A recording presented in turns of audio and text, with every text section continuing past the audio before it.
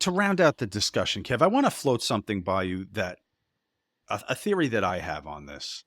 And I just want to see where you land on it because it is your show and they should give a shit about what you have to say, not me. Oh, I I should give. don't think this election, the result of this election, was due as much to specific policy issues that I'm seeing all over, debated all over the place, as it was an overall move left, moving more left with things like the diversity, equality, and inclusion, where focus is put back on people's race and gender, and I'd call it a more extreme wokeism. Okay, exclusionary policies like that. And I don't think Kamala was extreme or too far left, but I think and she only had 2 months to spread the message. But I there think was that one black and white ad that played over and over where she sat and said that she would support giving sex changes to prisoners. which was actually a policy under the Trump administration that wasn't changed and did happen Well, I know, throughout the but I mean, Trump it was one of administration. those things. But see, I'm so central left that I don't really, I don't even that I don't soak any of that shit in. But I think people do, and I think they're tired. I But think that's the more fine. They central can't. are tired of it. I don't soak in. I don't soak in the Proud Boys message. I don't soak in the fucking whack jobs on the. I Those kind are of, the two, right? The two I sides. stay in the fucking. You know what, man? I stay in the middle lane and put my cruise on fucking 78 because I know they'll pull me at 80, and that's kind of like it's how I live my life, man. Right.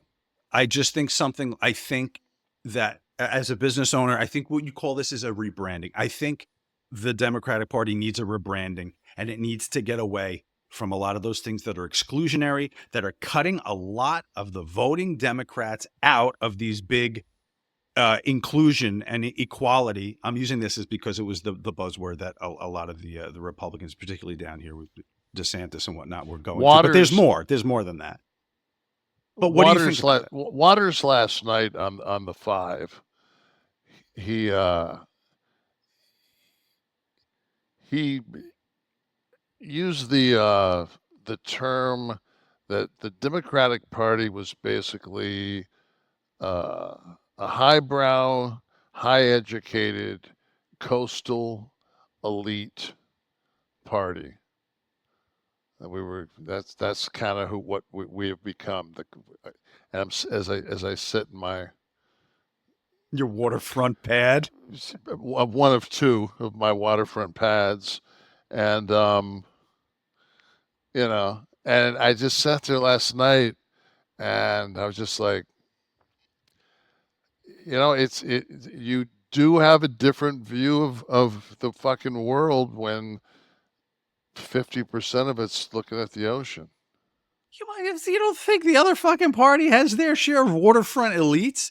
They're just trying to minimize or trying to invite more sin in Yeah, so but they we could just get pass it like off to we the other got party, like more sinners into the party. we got like that whole New York, Boston, like that. That's all coast. That's all fucking, Educated, hardworking, employed people. Yeah, Yeah. but there's also How dare fucking they? there's a ton of diversity in all those places. Yeah, exactly. And in both sides of the And that party. There was are a lot of toothless trailer dwellers that were espousing the importance of I Republican still policy right now.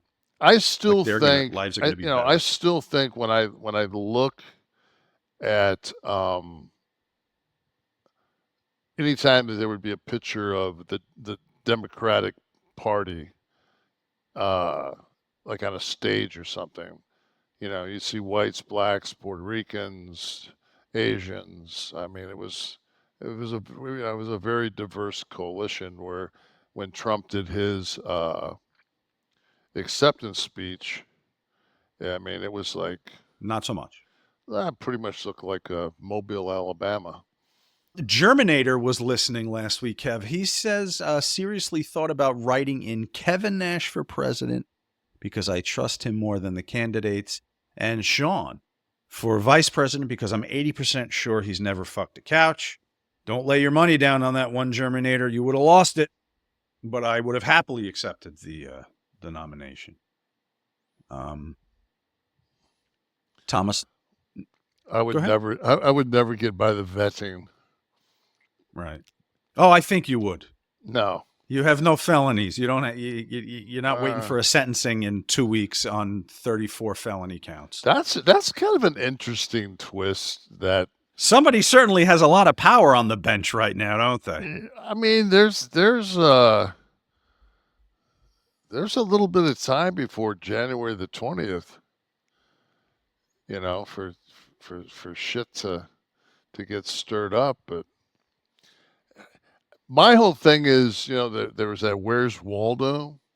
Where's fucking Garland at? Merrick Garland? Yeah. When was the last time you saw that motherfucker? Pictures of the Hindenburg crashing? I mean, where the fuck did he go?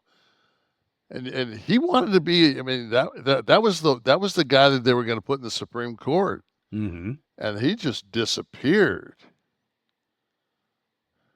Oh, I mean, you want him to take a correspondent job on MSNBC? He's living his life. I'm a personal assistant for Smith. He's Oh, that's what we're not going forward, sir. Yeah.